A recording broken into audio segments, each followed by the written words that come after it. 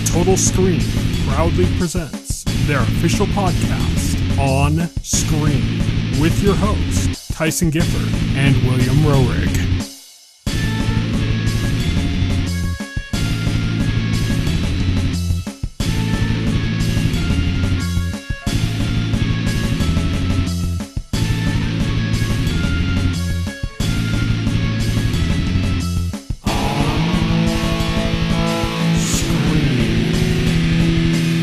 Hello, everybody, and welcome to On Screen, the official podcast of the Total Screen. My name is Tyson. My name is Will. And today we are going to be talking about Gen V, the spinoff series to The Boys. We also have quite a bit of news we're going to cover, and we're going to look forward to some stuff that's coming up on the horizon. Let's get started with our On the Horizon segment.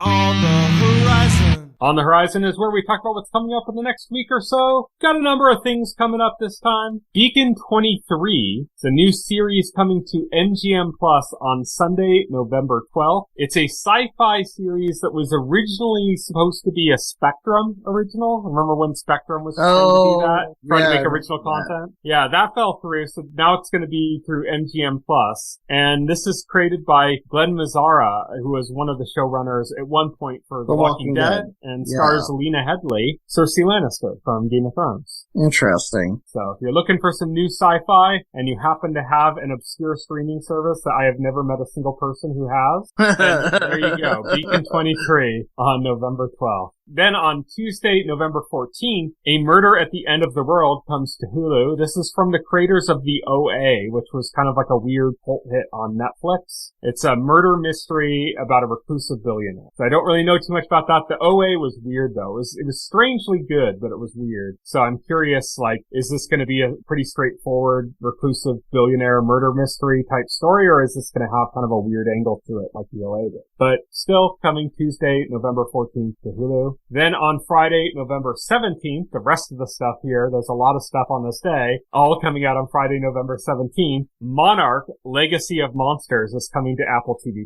This is the Godzilla spin-off TV series on Apple TV+. That stars Kurt and Wyatt Russell as the same person. Yeah. So it looks like it's got a pretty hefty budget going on it. It's Apple TV+. They've been spending. They've been taking risks on some pretty high concept stuff. So it's interesting. I'm going to keep my eye on it, but I don't have Apple TV+. So maybe I'll check it out when the Vince Gilligan show comes to Apple TV+, because that's when I'm going to get Apple TV+, but not before. Also on Friday, November 17th, Please Don't Destroy, The Treasure of Foggy Mountain comes to Peacock. So we've talked about the trailer for this. It's like the next Saturday Night Live movie, and Conan O'Brien has a small role in it. So yeah. That's all I needed.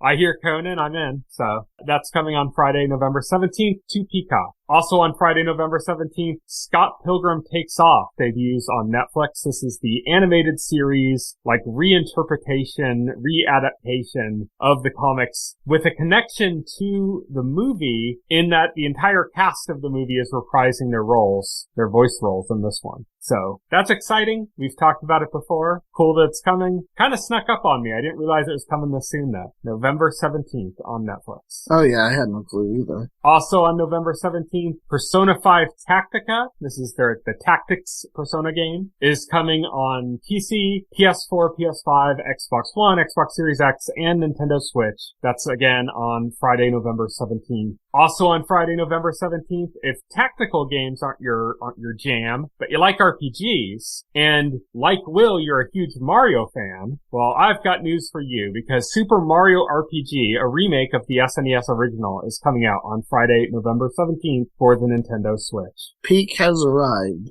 Also Friday, November 17th, The Hunger Games, The Ballad of Songbirds and Snakes. This is the prequel to the original Hunger Games. There was a novel for this as well, the same way there was for all of the Hunger Game movies. But this is the adaptation of that. It is about the villainous President Snow when he was young and his connection to one of the players in the very early editions of the Hunger Games. So if you know anything about that, this is like a prequel to that. And it's in theaters theaters on Friday, November 17th. Also in theaters on Friday, November 17th, Thanksgiving. This is the Eli Roth one. We've talked about this before. This was originally a fake trailer in the Grindhouse movie that Quentin Tarantino and Robert Rodriguez made, and now there's a actual movie for it, and that is coming in movie theaters on November 17th. And lastly, also on Friday, November 17th, also in theaters, Next Goal Wins. This is the next movie from Taika Waititi, and it's about a soccer team, and it's very bad when they get a new coach. Yeah. But that is coming on Friday, November 17th as well. That is a very busy day for content. Just tons of stuff coming out on that day. But that ends it for On the Horizon segment, and now we're moving on to On Beat.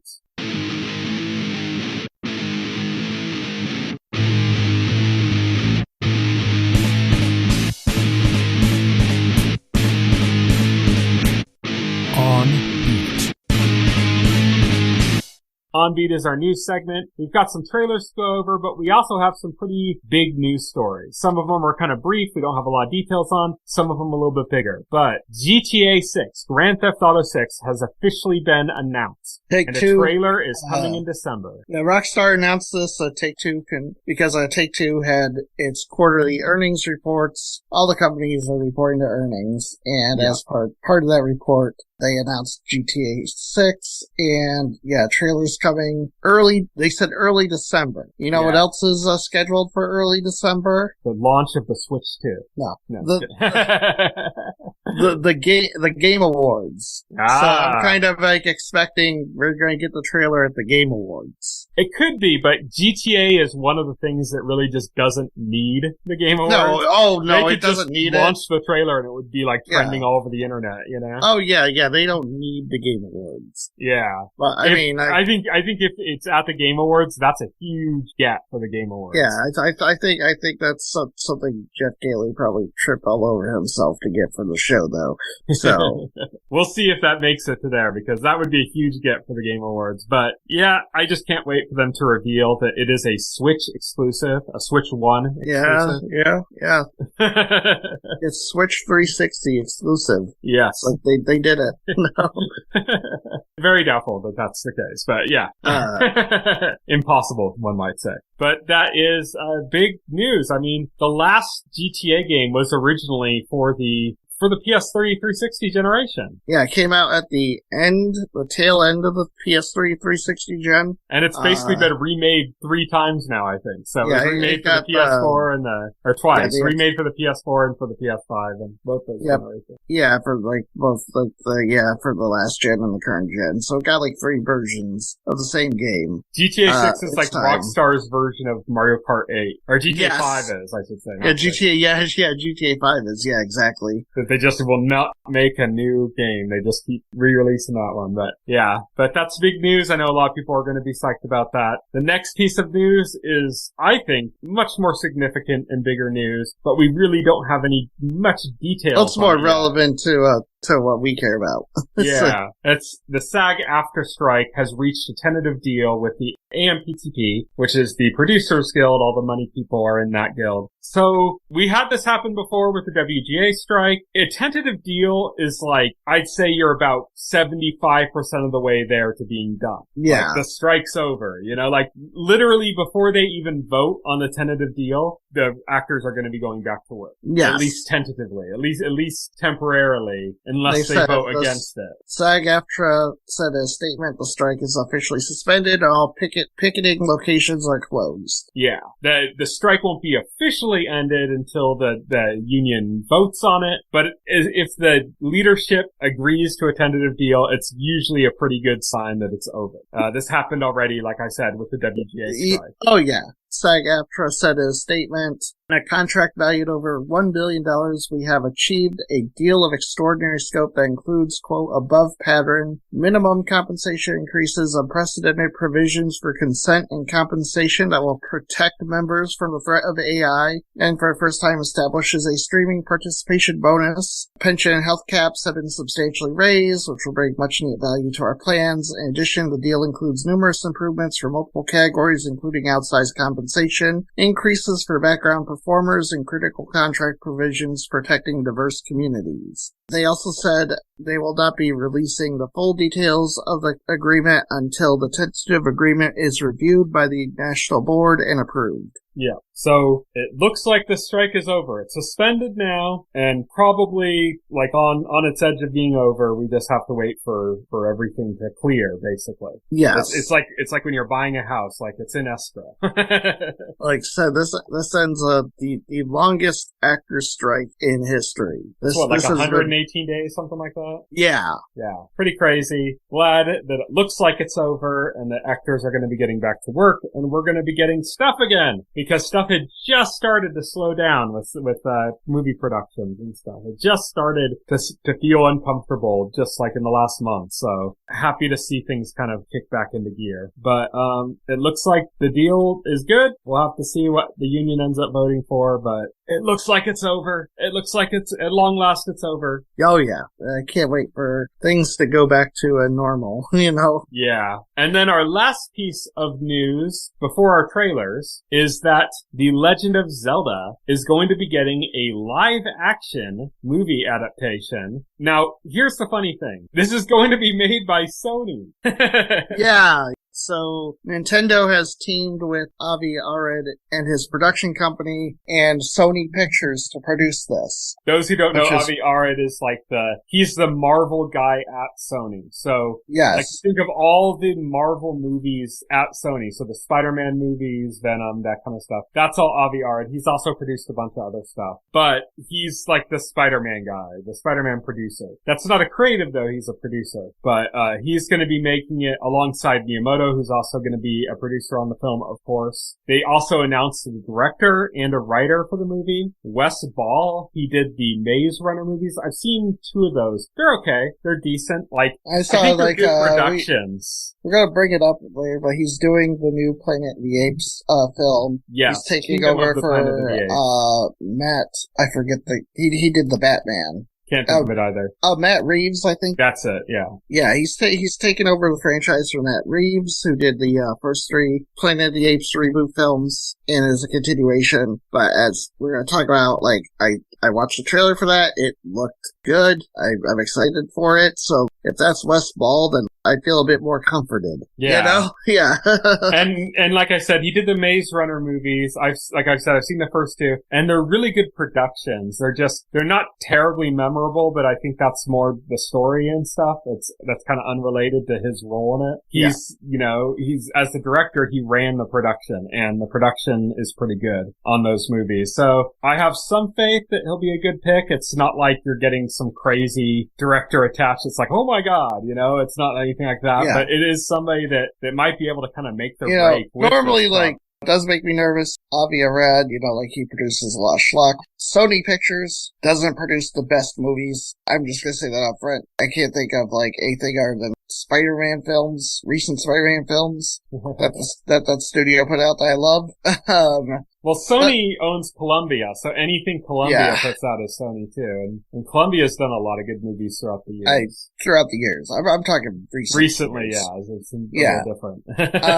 But Nintendo is, like they said, they are very heavily involved in this. In fact, if you look at the details, Nintendo is providing 50% of the financing for this film, and Sony Pictures will, do the distribution. Yeah, they're going to be very heavily involved. So I have faith in it. That they're going just like they were with the Mario movie and how that turned out. That this is going to turn out faithful and it's going to be pleasing for the fans. Let's see if your faith holds on this. The last piece of news we have about people attached to this is the writer, Derek Connolly, who did Jurassic World. Yeah, I'm going to be honest. Jurassic World is it's a perfectly fine action adventure movie. I don't hate it. And also, the writers, the writers only a part of it.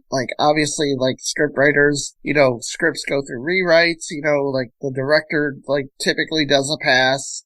Producers, get in there and they demand certain things. So, a LIFO script, it's funny because, when you say, this movie's bad, I'm hesitant to lay the blame blame of a bad movie entirely over, like, the script or the script writer. Because, like, there could be bad writing, but, like, yeah, so many people dip their hands into that script. And writers don't have a lot of power, so a lot of decisions that you could lay at the foot of the writer and blame the writer for might not have been their choices at all, because they do not have a lot of power in the industry. So there is that as well. But it's mostly encouraging news. We'll have to see how it works out. I'm curious if it's just Miyamoto from Nintendo that's going to be heavily involved, or if Aonuma is going to be involved at all, because he's the head of Zelda at Nintendo right now and has been for, I don't know what, the last over 20 years. So since like Majora's Mask, right? He's been basically head of Zelda. Yeah, I don't know if Aonuma's involved in this. Like, it seems very clear that Miyamoto is, like, heading up, like, these multimedia projects for Nintendo. I'm sure Aonuma's more busy producing the next video game installment in the Zelda franchise. I still hope he's giving out input in it as well, because story-wise, he's, like, much more in touch with Zelda than Miyamoto is, even though Miyamoto created the franchise. Right, yeah. Also, do you remember, like, way back, a long time ago, somebody cued Aonuma about the possibility of a Zelda movie, and he talked about if they did it, like, they would want to do something where it's somehow, like, interactive in the theaters. Like, there'd be some kind of interactive element or something. I'm sure that was, like, a flight of fancy. I don't think there's going to be anything like that with this. I doubt so either, but wouldn't that be crazy? That would be crazy, yeah. Like, kind of almost like, do you remember the movie Clue? Where it had, like, multiple endings depending on which theater you went to? It'd be kind of like almost a new version of that. That's crazy. Like, and yeah, that's really cool. I didn't even, like, know that until, like, a couple years ago. Yeah. So it would be kind of cool if they did just something kind of weird, like, not necessarily like the same way Clue did, but, you know, weird in the sense of everything's mostly digital now in theater, so they could do some kind of like a interactive thing where people in the theater on their phones can like pick a choice or something. I don't know. Maybe make a selection before they go to the movie or something, like fill out a personality quiz and then it ranks all that data. I doubt it will do any of that, but it would be kind of interesting if some of that actually ended up coming to be, but it won't. That's it for our regular news, and now we have some trailers that came out that we're going to talk about. We originally had a list of like almost 20 trailers, but we whittled it down to just the finest and the most interesting to talk about. The first we got is a trailer for The Fall Guy. This is going to be starring Ryan Gosling. It's from one of the directors of John Wick, who also ended up directing Deadpool 2 and Bullet Train. That he did this Fall Guy. The Fall Guy, as Will and I kind of discovered just by talking it out and figuring it out from there, was a TV show in the 80s that was called The Fall Guy. It's basically the same kind of idea.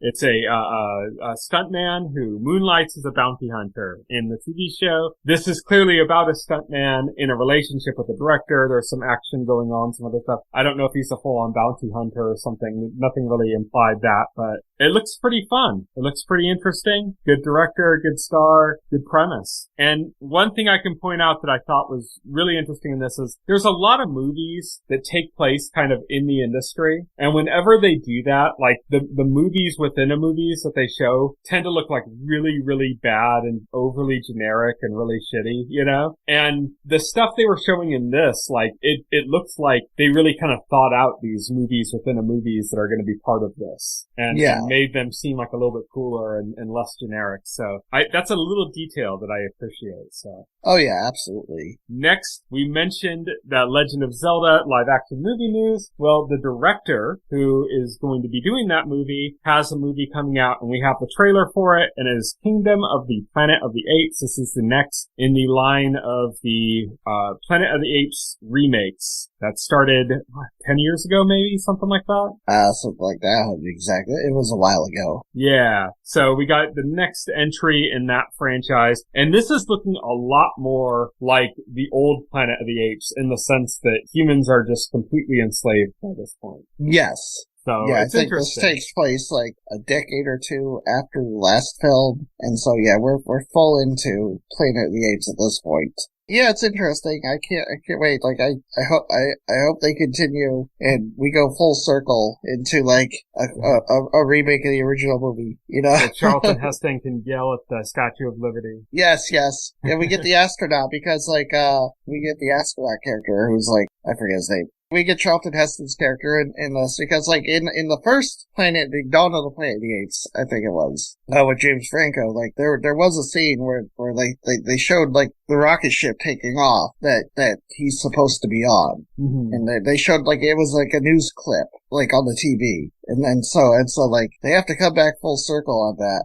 it would just be cool. It would just be cool. Next up, we got a trailer for Marvel Studios' Echo. So there's a few interesting things we point out before we actually talk about the trailer. One is that this is kind of like they're using a separate branding, I guess, for it's not like Marvel Spotlight, and this will be like a TV 17 or like mature rated. It's gonna be like they're officially like their first mature rated Disney Plus Marvel show. Yeah, they're making it. Yeah. They're doing the Spotlight brand as something that's going to be more street level, but also still within the MCU. And that's kind of what they're doing with the Spotlight thing. Besides that, like you said, this is going to be like a TVMA rating. It's gonna be a lot more violent. The trailer shows that. But in addition to that, it's also the first time that Disney's going to be releasing all of the episodes at once when it comes out, which there's been a lot of speculation about what that means. And then also, it is coming both to Disney Plus and Hulu simultaneously.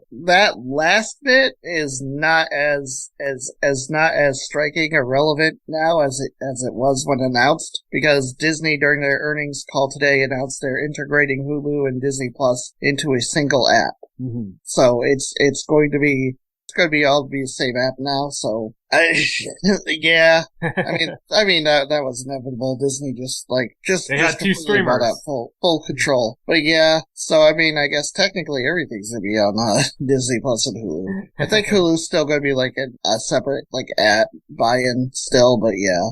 But yeah, it's interesting. I watched the trailer.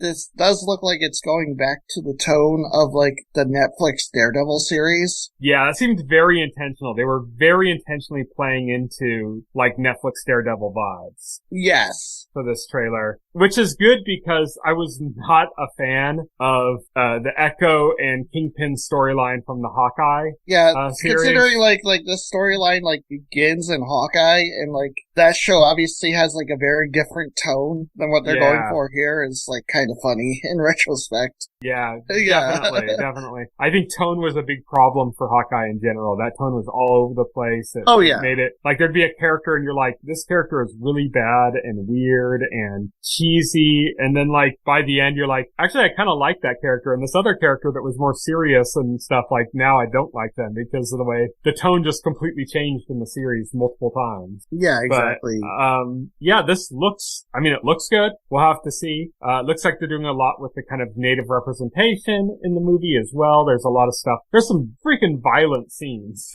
Yeah, there's some very violent scenes. There's like a headshot that's like a point blank headshot that's like just like brutal. And, I'm excited about it, where before, when we first heard about that this was going to be like all the episodes dropping at once, a lot of people said, well, that's not a good sign. That means like Disney just doesn't really have any confidence in this. After seeing the trailer, I feel like I have a bit more confidence in this than I did before, but who knows? We famously were super excited for Secret Invasion. Oh yeah, that didn't turn out good at all, unfortunately. We'll have to actually watch this and see. I also think like this is part of the reason like they also decided to retool Daredevil, because from what little I'm gathering is like Daredevil had a completely different tone to the Netflix series and would have been also completely tonally different from this Echo series, which Daredevil does appear in. He's in a scene in the trailer. He is in the series, but yeah, it would comparing the two series would have been a complete tonal mismatch. And I think they want to get those to be to more closely like match each other. What I'm curious about still is like, where is the turning point in the MCU? And by that I mean like there have been some very serious problems at at Marvel Studios. You know, we I think briefly mentioned it before, or I don't even know if we did it on the podcast or if we just talked about it at some point. But there have been some issues. There have been some quality control issues that fans have very easily noticed, and there's been some course correction going on behind the scenes ends. And I'm curious, like, where does that kick in? Like, what's the point at which that course correction occurs? And I have no clue. I don't think it's Echo. I think they filmed Echo well before this was all happening. So they already filmed it. So I'm curious what that turning point's going to be. I don't know. I think like they're in the middle of that. I think some stuff, is shifting. I think like the recent strikes that have just ended have given Marvel more time and space to look at stuff and look at what's not working, and maybe like a lot of stuff is going to go through a retooling process. Yeah, sounds like it from what we've been hearing. So yeah, but that is Marvel Studios' Echo. Like I said, looks good, but so did Secret Invasion. yeah, exactly. So we'll see. Next up, we got a trailer for The Boy and the Heron. This is the next movie from Hayao Miyazaki and Studio Ghibli. And it's like no introduction. And it looks like a Studio Ghibli film. It looks great. It looks fantastic. Obviously, it's getting rave reviews. It's got an all-star Hollywood cast. This one says that it's going to be an IMAX in this trailer. Yes. Which makes me like, I kind of really now want to see anime in IMAX. What does that look like? So I'm kind of curious about checking this out maybe in IMAX, just because I've never seen anime in IMAX, and that makes me curious. But I mean, it looks great. There's not too terribly much else to say. It's kind of hard to follow exactly what's going on. Looks like it has something to do with death. I think that is a big part, like a big component of a lot of Studio Ghibli films. Yeah. And it returns here. And as I said, looks great. I'm excited. It's Hayao Miyazaki's last movie until he said it wasn't. Which he already said. Yeah, he said it was, yeah, like a producer, like, I don't think, like, he directly said it, but I think it came out from a producer where, like, they said, like, publicly, like, he came into the office and he said, I got one more in me. Yeah, that's like his catchphrase at this point. Yeah, exactly. He said it so many times, but I'm happy he's continuing to make stuff, and it's good. It looks good. Next up, we got a trailer for Mr. Monk's Last Case. What I really like about this, I liked Monk. I was a fan of Monk. It's not like a great series, but Tony Shalhoub is a great actor who played a great role. Fantastic, yeah. And played a very memorable and interesting role, and it was a fun series. But I think what I'm more like excited about is there's kind of been this trend, and it goes back a while, and there's lots of things you could point out as things that you could potentially say started the trend of like revisiting these kind of old beloved franchises and bringing them back either as like sequel series or as like movies that are like kind of give some kind of closure, or like reintroduce us to the characters years down the line and show us what's been going on in their life, give us a little bit of an adventure with them, and then close Again, out. it's a side effect of the streaming boom, like that. Yeah. So everybody got into like streaming, they're trying to fill these services with as much content as possible, and this kind of stuff is a good move, I think. Especially as, the legacy, studios are, getting into the streaming service. They obviously, like, have access to, like, a lot of IP, and they're digging through, like, their IP closets going, okay, what can we revive and bring back to get some hits on our service here? Yeah, this is going to be on Peacock, which is like NBC Universal streaming service. And what's interesting is Peacock launched with like a psych movie, so it's kind of like the same idea. And they've done I think they've done one more psych movie. Because I think another one. Because these shows were on the USA Network. I think USA. They're in their Blue Skies era, yeah. USA was owned by NBC. Yes. USA was like NBC's cable channel. Yeah, NBC owned Universal owns NBC, but they also own Sci-Fi, USA, and Bravo. Those are like the big networks that they own. They're the most notable ones that they own. Yeah. They own some other smaller ones, but those are the more notable ones. So, like I said, they've done this for Psych a couple of times. There's another Psych movie coming. Paramount Plus has done it by bringing back like Beavis and Butthead, for example. Oh, yeah. There's been, and the Frasier reboot that's happening right now and stuff. So there's been all sorts of stuff like this. I think it's a really good idea to like revisit things that people love, especially if you do it well. If you don't do it well, then that can backfire. But some of the stuff that we've gotten has been pretty good. The Psych movies have been great because it's Psych, and Psych is all about the chemistry of the two leads, and it's there, so it works, and it's great. This looks like it looks like Monk. It looks like a return of Monk. It doesn't look like much has changed. It's just the characters are a little bit older, but it's got like the same style of comedy, the same beats it looks the same, like even the way it's presented. And it's also kind of funny that this takes place in kind of our current post-COVID, but still dealing with COVID world, considering like when COVID happened, when lockdown happened, people were constantly referring to Monk, because the character of Monk, because he's such a germaphobe and stuff. And they were like, imagine Monk in 2020, you know, like what would Monk look like in 2020? So it's kind of funny that we're actually going to get that referenced, and it's in the trailer they reference that, you know, the world going crazy with all of the lockdown stuff and like how Monk's reaction to that. So I think that it's clever and it works, and I can't wait to see like a Burn Notice follow-up movie. Or how about a really cheery, happy-go-lucky Mr. Robot spin-off movie? Yeah, there you go. A Christmas special, you know?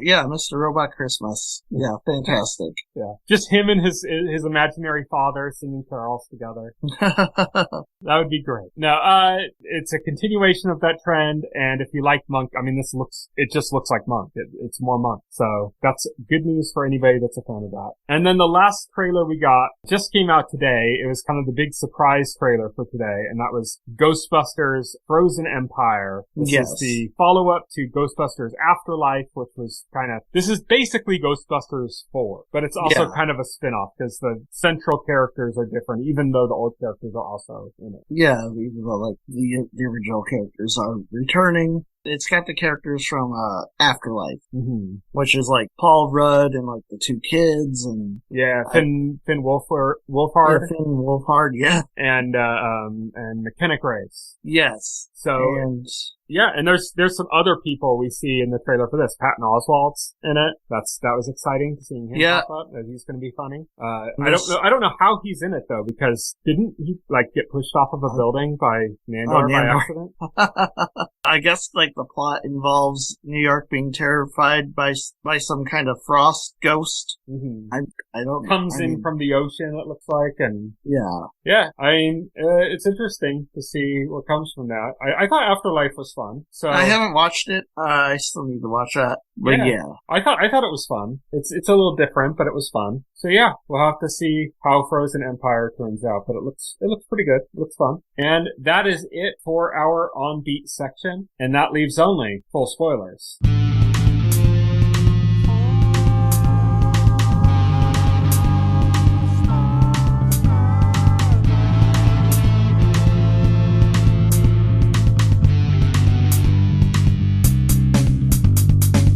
This week on Full Spoilers, we are talking about Gen V, which is the spin-off series to The Boys. You were a little bit negative when the trailers were coming out for Gen V. I don't know. Like, I mean, the trailers look fine. I just like kind of like wary of like the concept. And to be fair, turned out to be a completely different show than what the marketing or like the log lines led on, because they were definitely playing it up as like this was going to be a teen soap set in the Boys universe with like all the edginess of the Boys. And I mean, in a way it is, but I mean, it's definitely more plot heavy than this. This definitely isn't like episode of the week, episode of the week, like soap opera. It turned out to be a very different show than what I assumed it was going to be. So I was pleasantly surprised. Again, like The Boys itself, it's a very fun show.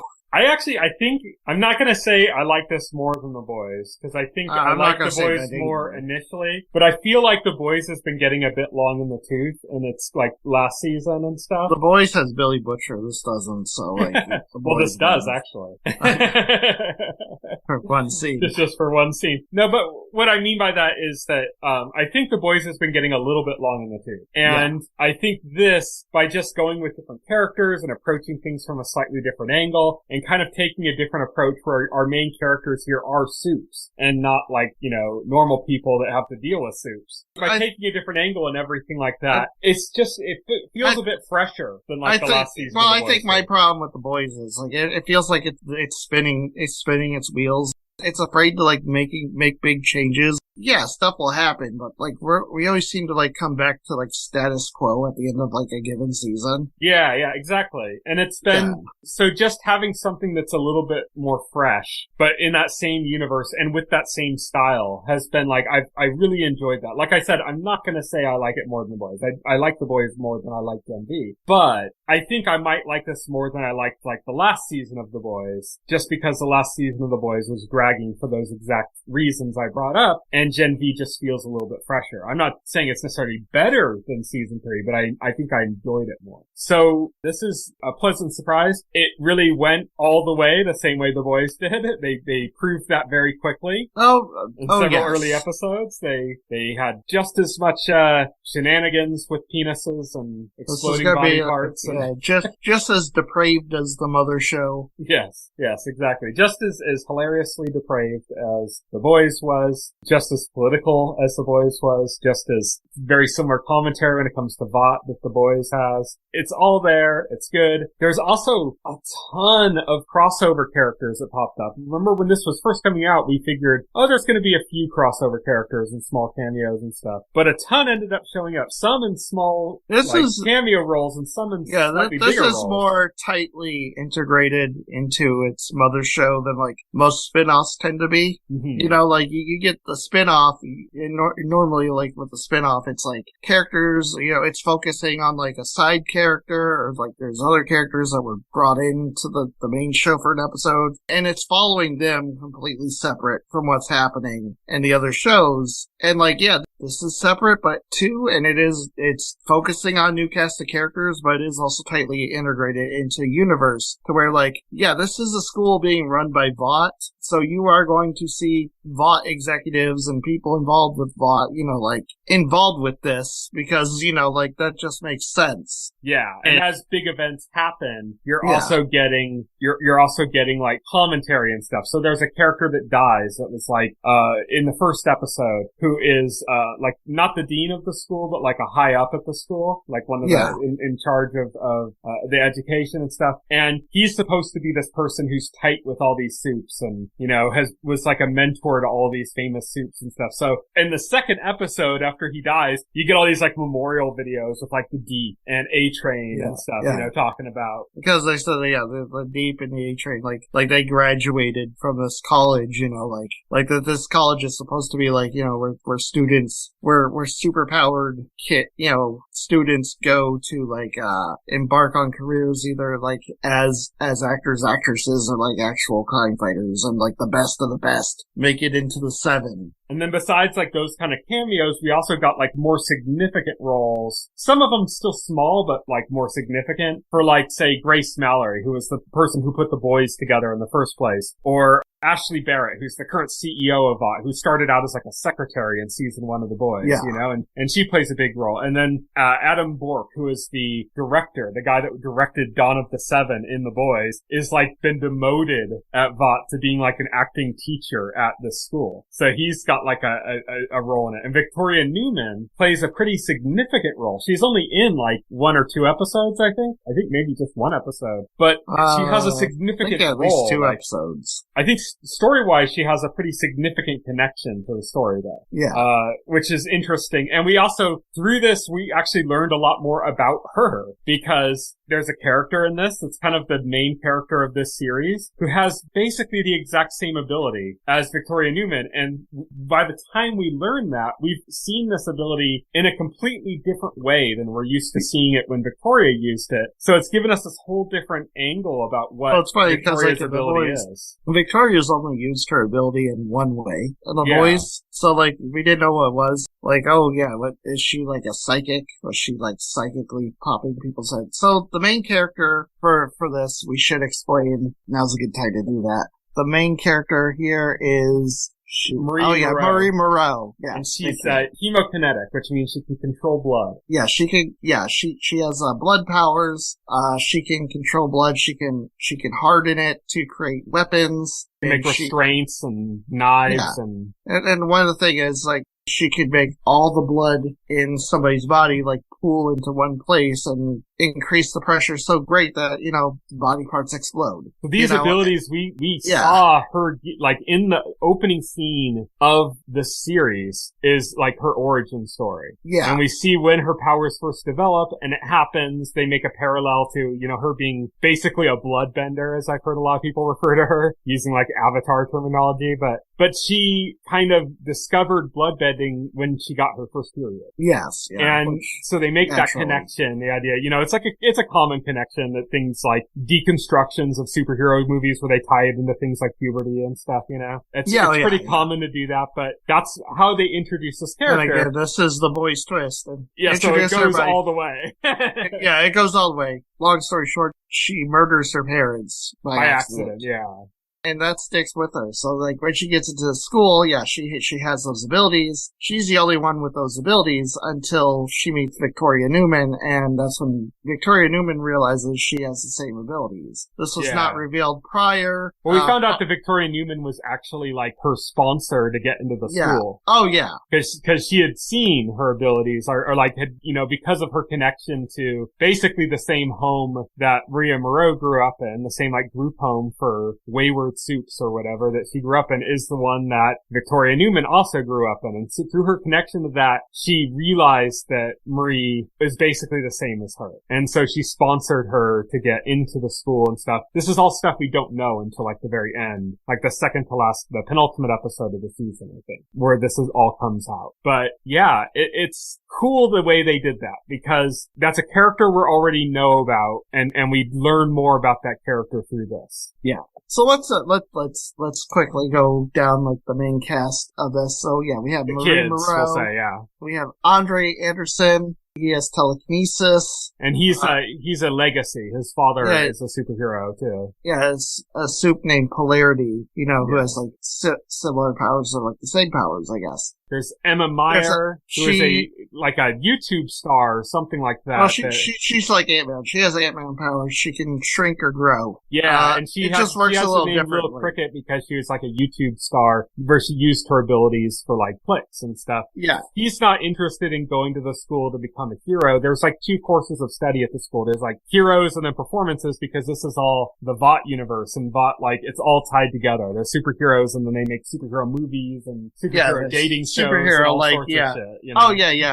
Superheroes are an asset, to market as well. So, there's a lot of soups that, like, are just celebrities. So this is a character that wanted to just go into that side of things, at least initially. And, like you said, she has an Ant-Man ability. It's kind of interesting because, like with Marie Moreau, where they make Marie's ability being blood, as we mentioned, blood manipulation, and the way she uses her ability early on before she learns that there's actually a lot more to it than she knew before, was like, basically she would cut herself. So it's like this connection to like self-harm. And they do the same thing with Emma, who is Marie's roommate, because the way she shrinks is basically, it's like superpower. Well, she has she has to eat to grow, and she has to binge to shrink. Or purge, or purge, yeah. She has to binge to grow, purge to shrink, as basically a thing. And that actually comes up in a story point when, like, one of her classmates, this girl, cozies up to her and is friendly with her, and then she reveals this to her, and then she uses that as, like, part of her, like, her YouTube gossip show. Yeah. A really shitty, annoying character. Yes. Named Justine Garcia.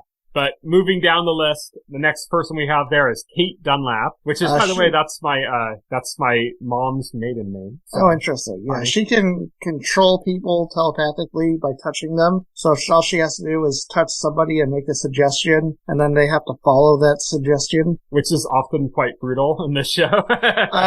She's really creative with this power, by the way. So, yeah.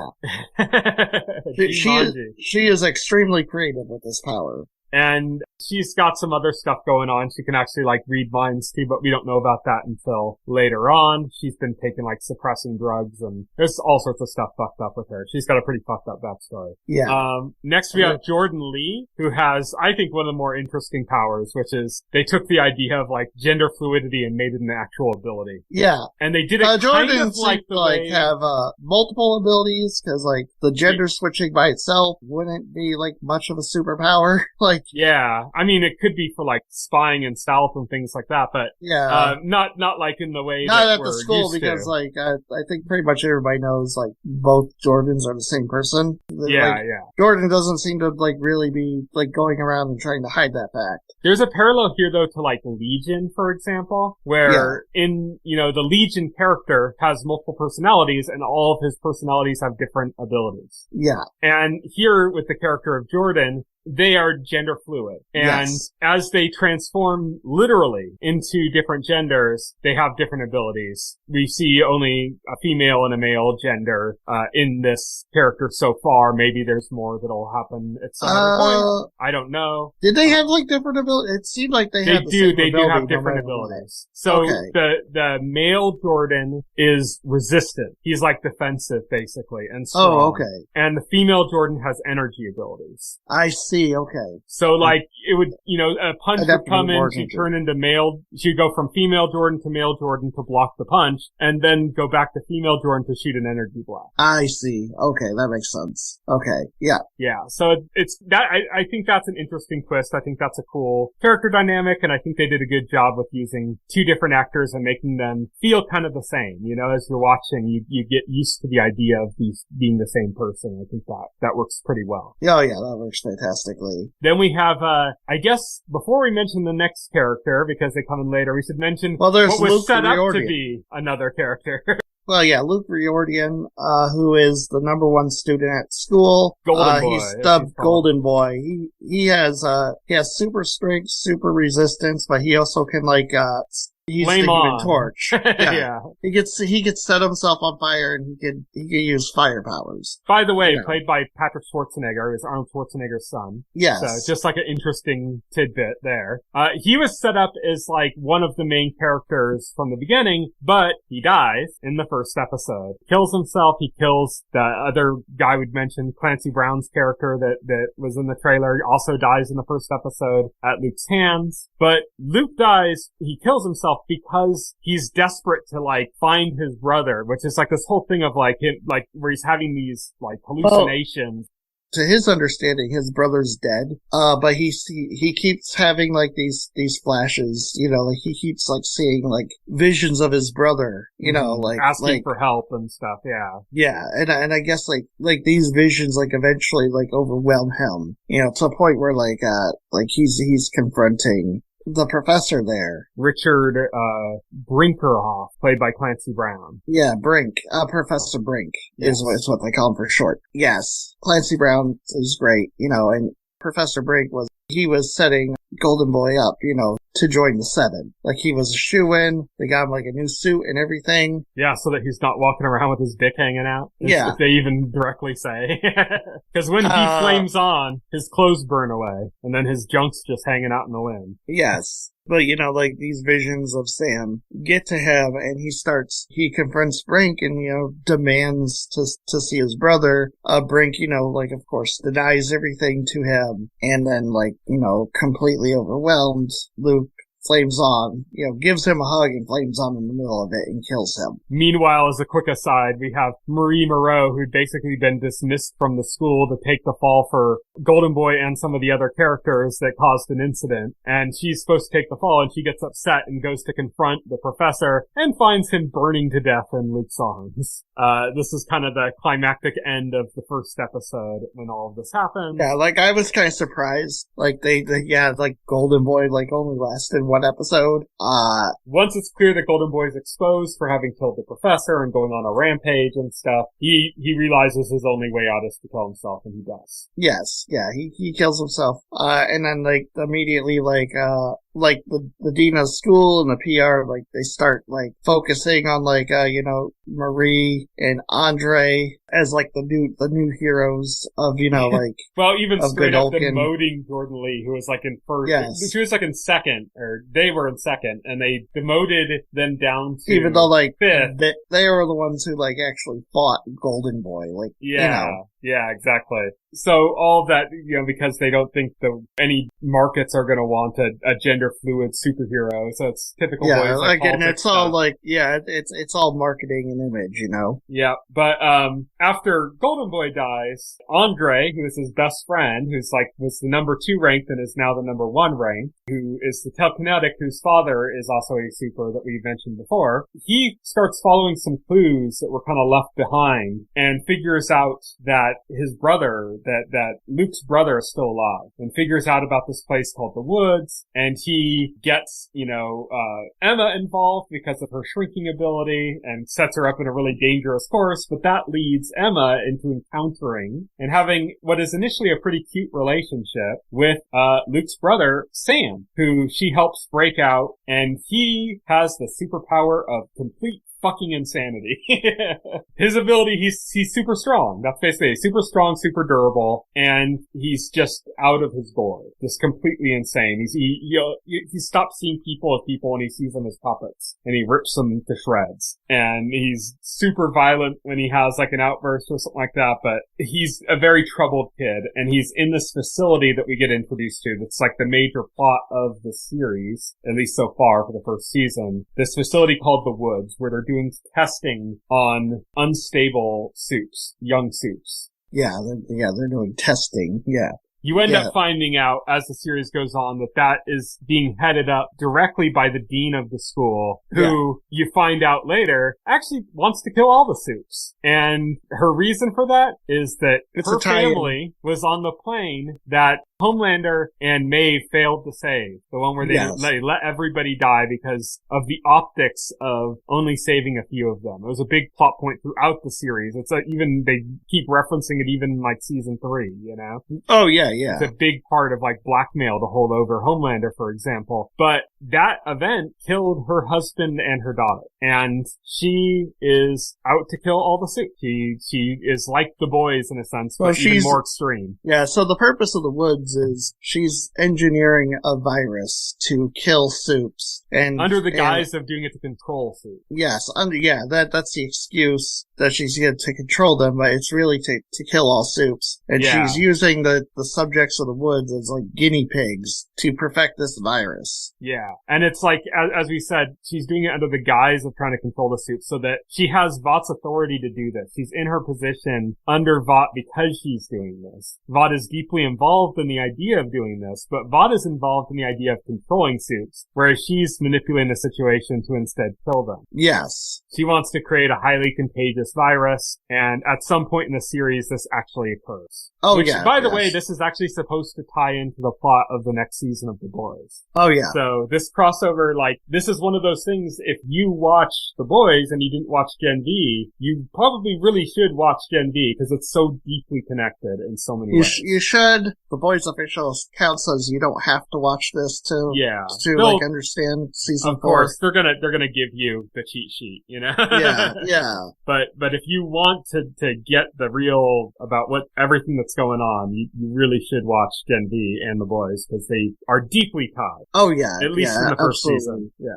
Deeply tied because, the Boys account tweeted some things about season 4 of The Boys. One of them was, yes, Butcher knows about the virus. Do with that intel what you will. Butcher, as we mentioned, he does have a cameo. It's a post-credits scene at the very end. Yeah, where you see him, he's walking the halls of the Woods. Yeah, the now, deserted halls of the Woods. After all the carnage of the finale went down. We should get to that. So basically, we get this entire episode where, because Emma, at Andre's behest, sneaks into the Woods. She ends up helping free Sam. Sam has an episode. He goes after, one of the doctors, from the Woods that he knows. And all the kids, show up to stop him. There's a fight. And then at the end of the fight, everybody wakes up with, missing time. That was such a cool ending. I love the way they said, you're not on your own. We're gonna be right here with, and then it just, cuts to black, and then they're it's Marie, waking up in bed with Jordan. Yeah. yeah, everybody wakes up with missing time. And at first, it's assumed, it's this this one kid at the school who's like a psychic. And a psychic rapist? Yes, he uses his psychic powers to rape, because, like, he could put people under and, like, you know, have them wake up. A psychic rapist alt-rightist, I should say. At a later time. And so when everybody's missing time, he seems to be the obvious suspect, but it turns out to be Kate who did it, using her powers of suggestion. And she's been involved in this for a long time. When she was young, way before the college days, she was under the dean's thumb. Yeah, the dean took her under her wing, gave her her medications, and has been using her to, like, do her dirty work. Basically, one of the things is, like, they've been using Sam as, like, one of their, like, main guinea pigs for developing this virus. And part of that was having Luke give Sam regular, like, injections, like, transfusions of his blood. And that's where, like, Sam's powers, Sam giving come Luke, from. No, Sam giving Luke injections. Both Sam and Luke were given, Compound V as babies. And they both got their powers that way. But they were juicing Luke's abilities using Sam's blood. Oh, okay. But Sam didn't, but Luke didn't really know what was going on because he kept getting his memory erased. Yeah. The dean kept having Kate erase Luke's memory, Kate being, like, Luke's girlfriend. And so, like, one of the big things is, eventually, like, Kate made at the dean's direction, made Luke think Sam died. Mm-hmm. And so that was one of the big thing is, like, when Luke was having those visions of his brother, that was, like, memories of what was going on, like, coming back to him, faintly. And there's, like, a scene, flashback scene where, Kate's talking to Dean, and she's, like, concerned because Luke seems to be remembering, even no matter how many times she, like, tells him to forget, the memories seem to start coming back, and the Dean, like, dismisses her. These are the hallucinations he was having. We mentioned in the first episode was basically, like, his memories, like, scratching at the surface. Yeah. And so it kind of drove him insane. And also, in a sense, because of the way he handled it once he started confronting Professor Brink and everything that ended up happening, in a sense, Kate inadvertently murdered, or caused Luke's death. And in doing so, they were boyfriend and girlfriend. At the start of the series, they were the power couple at the school. And that was more than just her role as she was placed there by the dean. She actually did care about them. Kate's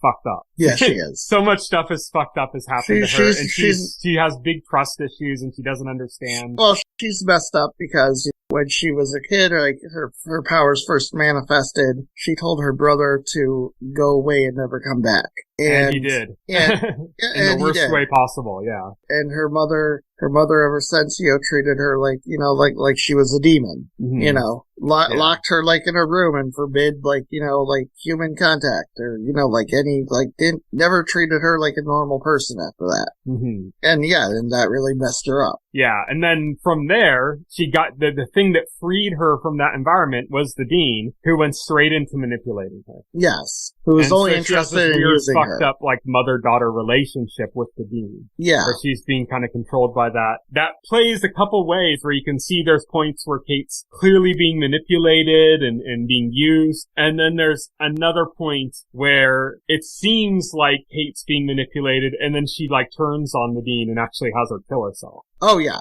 We find out, like, Kate's behind the lost time. So because everybody found out about Sam, and Sam escaped, the dean told Kate to erase everybody's memories of the entire incident and of Sam being escaped, and, like, to try and get them to go back to, what they were doing beforehand, and to try to keep things under wraps. And again, that doesn't work. That doesn't work out. Yeah. Everything kind of falls apart when, Kate stops taking her medications. She starts hearing voices in people's heads instead of just being able to control them. She starts over-pushing people and over-manipulating people. She's going out of her gourd. And as I mentioned, she ends up killing the dean or having the dean kill herself. Yeah. And she starts seeing herself, as like a revolutionary, like a freedom fighter now for, like, soups. And at that point, she's trying to kind of force the hand of all of the other characters to join her, but they won't, except Sam, who's been tested on, who's equally fucked up. And he basically, after being taken to basically like an alt-right party, as I mentioned, the Rufus, the psychic guy, ends up getting him into this, like, group of people that's, like, totally pro-Soup, anti-human, you know, Soup supremacist, basically, and goes to a taping of, an interview with the Dean and the Tucker Carlson parallel, Cameron Coleman. Yeah, Cameron Coleman. So basically, Kate and Sam come to the conclusion that, you know, like... Soup supremacy. Yeah, that humans are evil, that humans only exist to oppress Soups, and so they're going to fight back. And Kate releases everybody from the woods and basically, tells them, you know, like, humans are the enemy and we're going to go after them. And this leads to, like, the entire shit show that happens in the last episode. Yes, because Kate and Sam and all the prisoners of the woods just start indiscriminately killing every human they come across. And one of the things is, like, at that point, like, Ashley and some executives from Vought are there at the school to try and, you know, like, go over, like, you know, like, the top-ranked students, which there have been like a number of issues, PR issues at the school, and they're basically saying one of the ways they're going to try to override or make people look past these issues is to immediately put somebody from the school into the 7.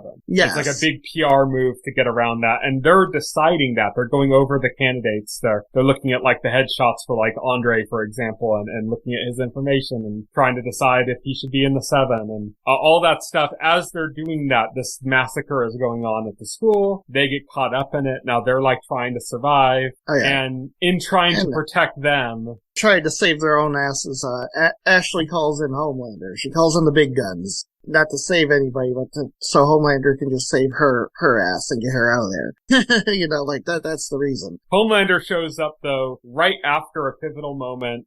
Kate sees Jordan, and she reaches out to Jordan to try and mind control them. You know, we should say Kate's been going around, not only has she been going around with her group of Soups in the woods, causing all this mayhem, she's, like, walking up to other Soups at the school and stuff and whispering for them to join in as well. Yeah. And so she's, like, manipulating all of these Soups that aren't, like, supremacists, aren't involved in all this shit, into, like, doing the same thing. Yeah. Marie sees, Kate reaching for Jordan while they're distracted, and in an instant, Marie, like, just uses her powers to explode Kate's arm right there without even thinking. Marie just instinctively does it. And with barely a moment to recognize what just happened, you hear a sonic boom in the sky. Yep. And a figure, like, flies down and lands, and it's Homelander. Yeah. And Marie starts to approach Homelander to talk to him, and he holds up his finger, like a no. Yeah. And then he says, "What kind of animal are you that you attack your own kind?" At this point, you realize, like, oh yeah, this is Homelander from the end of season 3. Yeah. Who's basically gone, like, this full, like, alt-right, like, weird guy that murdered somebody on camera and people are okay with it because they're crazy. And he's become this kind of, like, Soup supremacist himself, or, like, publicly. He always was, but publicly, like, a Soup supremacist now. Yeah. And he, like, confronts, you know, Marie about that, and he looks at her, and then he says, it's weird, he says, like, stand back or something, and then winks at her, and then laser eyes her. He lasers her. And it looks like, oh shit, she's dead. Like, that's the impression we get at that moment. Well, she's not dead. I've seen, like, a lot of theories of it. I see a theory Homelander was holding back. I don't see a reason for Homelander to be holding back at that moment. I don't think that would be the case. No, I don't think that would be the case. I think one of the things that's more plausible is she was able to use her powers to harden her blood in the area where she was lasered so that she could take the blast. Mm-hmm. That seems more realistic. When she comes to, she's in a room with no doors with her fellow friends. Not Kate, not Sam, but with Andre, Emma, and Jordan. Yeah. And they basically say anybody else would have died from the blast. You took that shot like a champ, kinda, and now they're in this facility, the Woods Part 2, I guess, I don't know, with no doors. Oh, yeah, with no doors. They're locked up in there. There's a report where basically, like, Vought is promoting Kate and Sam as the Guardians of Godolkin. Like, they're the heroes now. Yeah, and they're blaming the other 4, Marie, Andre, Emma, and Jordan, as being the people who started all of this shit on the campus. Yes. The Homelander scene is really great. Like I read like the showrunner Gen V, like he said, Eric Kripke basically described the concept to him as Superman shows up and you feel a sense of relief until you realize like Superman's on the side of the villains. Yeah. You know, like he made clear like Homelander agrees with Kate and Sam. Mm-hmm. Yeah, it's also interesting. There's some stories about, like, the filming of that, like, of the scenes with Homelander. There's 2 scenes, him landing and then, like, when he's watching the news. And then also the scene with Butcher as being, like, that they basically did that on their days off from filming The Boys. Oh, that's cool. And so they're, like, just total team players, basically. Yes. They came in to help the show and they weren't arrogant about it. Like, everybody was saying, like, that was really cool of them. And the Butcher, like, end credits scene, like, that was the handoff that they were talking about. Like, there was going to be a handoff to The Boys season 4. That's the handoff they were referring to. We mentioned that already, that he's or like, yeah. By the end of it, like, Victoria has the virus. Butcher now knows about it. We know, like, Victoria is going to be a key target of The Boys in season 4. They made that very clear at the end of season 3. Mm-hmm. So yeah, it's going to be interesting. They also said the ending The Boys season 4 is going to have another handoff to Gen V season 2. So. Yeah, that's cool. Yes. So, I'm trying to think of some other things, because I wanted to kind of address some other things briefly that were just kind of really cool that I dug in this series. I mentioned Sam having these kind of psychotic episodes where he saw everybody as puppets. He also, when those happen, he'll like look at a TV and see the TV on, and the TV is playing the VOT version of Sesame Street. Yeah.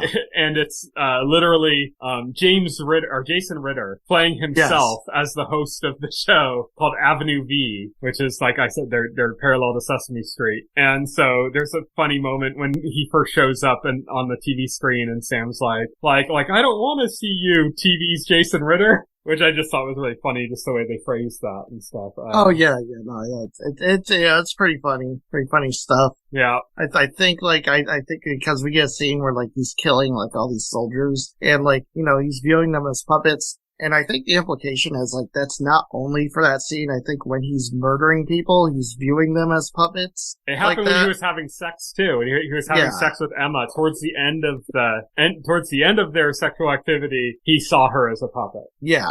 I think that's supposed to be, like, how he deals with stress. Mm-hmm. Another thing that's kind of interesting is that the RA on the floor for when Marie gets to the school, and you see him quite a few times and find out he's insanely perverted, is a guy named Maverick, who's invisible. That's Translucent's son. Yeah.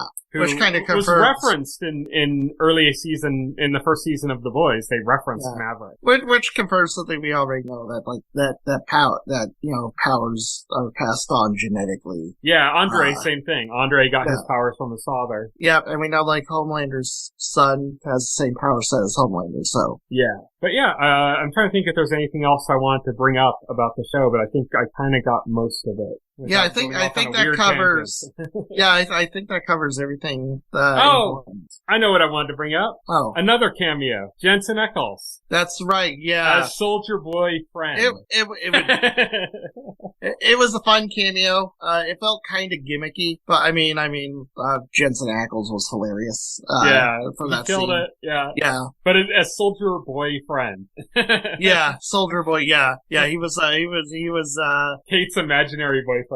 Yeah, Kate's imaginary boyfriend. Yeah, we reveal she had a Soldier Boy obsession, apparently. Yeah. There's a whole episode, a really good episode, where they kind of get trapped in Kate's mind. It's when she starts to kind of lose control of her own abilities at one point, and they get kind of sucked into her consciousness, and they encounter all sorts of, like, crazy stuff. It's a really cool episode. It really is, yeah. But Soldier Boyfriend was a definite highlight of that. But yeah. Oh yeah. Oh, 100%. And yeah. But that is it for our discussion of Gen V Season 1. An exciting continuation of The Boys universe, and I'm excited to see The Boys Season 4 now with what we know from this. And I want to see what ends up happening with all these different characters. I want to see... I'm more interested in Victoria than I was before because of the connection they made with Marie in this show. So there's so much going on, and I'm excited about that. It turned out great. Oh yeah. Yeah, it turned out fantastic. Looking forward to Season 2. I was happy with it. But that is it for our show. Next week, we are going to be talking about Loki Season 2, which concludes, as we're recording this, it's going to conclude tomorrow. So tomorrow's episode will be the season finale for Loki, and we'll be discussing that entire season next week. But until then, you can follow me on Twitter. I'm at Tyson Gifford. You can follow Will. He is at Voxel Hero. You can check out our website, thetotalscreen.com. If you go to that website and open up any of the container stories for these podcast episodes and scroll down to the bottom of that article, you will find all of the relevant information in that last paragraph to our social accounts, to our site's social account, our personal social accounts, our RSS feed for the podcast. Everything, it's all there that you need. So check that out. You can also subscribe to this podcast through any podcast kind of choice like Apple Podcasts or Pocket Casts, and the entire backlog of this podcast is on our YouTube channel, as well as other content from days past. So check all that out. Thank you, everybody, for listening. Good night. Good night. Thank you for listening to the OnScreen podcast, the official podcast of The Total Screen. Visit our website at thetotalscreen.com. This podcast can be found on any major podcast client, including Pocket Cast and Apple Podcast. The entire backlog of this podcast and other content can be found on our YouTube channel.